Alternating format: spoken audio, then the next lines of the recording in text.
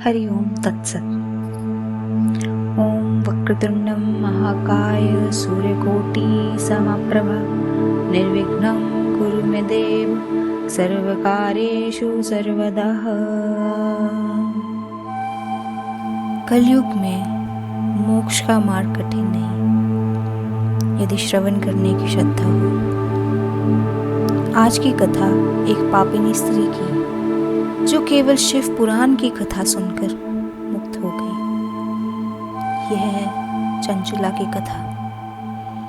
आपका स्वागत है वॉन्डर विद इन की शिव महापुराण सीरीज के एपिसोड नंबर 3 में, जब हम बात करेंगे चंचुला की।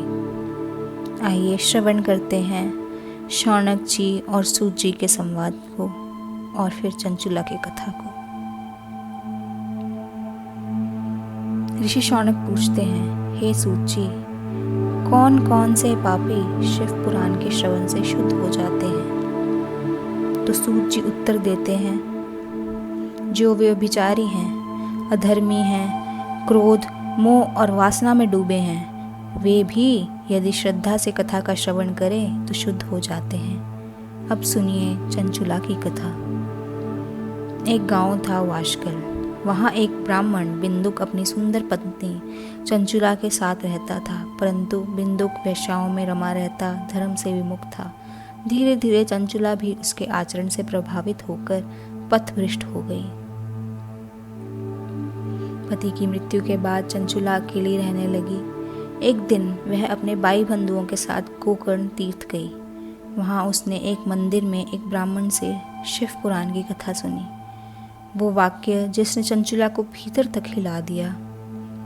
जो स्त्री पुरुषों के साथ व्यभिचार करती है, यमदूत उसकी योनि में तप्त लोहे का परित डालते हैं। यह सुनकर चंचुला कांपने लगी। भय और वैराग्य से उसकी आत्मा जग उठी। कथा के बाद वह ब्राह्मण के चरणों में गिर पड़ी, बोली, हे ब्राह्मण देव, मैंने भारी पाप किया है, मुझे क्षमा करें, मुझे उबारें, मैं जल रही हूँ, मैं समाप्त हो चुकी हूँ। ब्राह्मण मुस्कुराए और बोले, तुम्हारे भीतर पछतावा है, श्रद्धा है, यही शिव की शरण है, अब तुम पवित्र हो रही हो। जब चंचुला ने अपने पापों की स्मृति में तड़पते हुए ब्राह्मण से कहा, मुझे उबार लीजिए, मैं अंधकार में डूबी एक पतिता हूँ, तो उस तपस्वी शिव भक्त ब्राह्मण की आंखों में करुणा छलक उठी। हे नारी, सौभाग्य की बात है कि भगवान शिव की कृपा से इस वैराग्य मुक्त शिव पुराण कथा ने तुम्हें समय रहते जगा दिया। अब डरो मत, भगवान शिव की शरण में जाओ, उनकी कथा से तुम्हारे समस्त पाप नष्ट हो जाएंगे। पश्चाताप ही सबसे बड़ा प्रायश्चित है। जो अपने अपराधों पर अंतःकरण से ग्लानि भाव करता है, वही मुक्ति होने का अधिकारी बनता है। शिव पुराण की कथा चित्त को उसी प्रकार निर्मल कर देती है जैसे धूल लगे दर्पण को स्वच्छ जल। नेत्रों से बहते पश्चाताप के आंसू और हृदय में जन्मा वैराग्य। उसने करुणा स्वर में कहा, हे प्रभु, आप ही मेरे उद्धार करता हैं। इसके बाद चंचुला वहीं रुक गई। सच्चे हृदय से शिव पुराण की कथा सुनने लगी। उसका मन अब विषयों से हट चुका था, चित्त शुद्ध हो चुका था और अब उसके हृदय में एक ही जप गूंज रहा था, ओम नमः शिवाय। समय पूरा हुआ। उसने बिना किसी पीड़ा के शरीर त्याग दिया और तभी त्रिपुरारी महादेव के आदेश से एक दिव्य विमान शिव गणों से सुसज्जित आकाश से उतरा।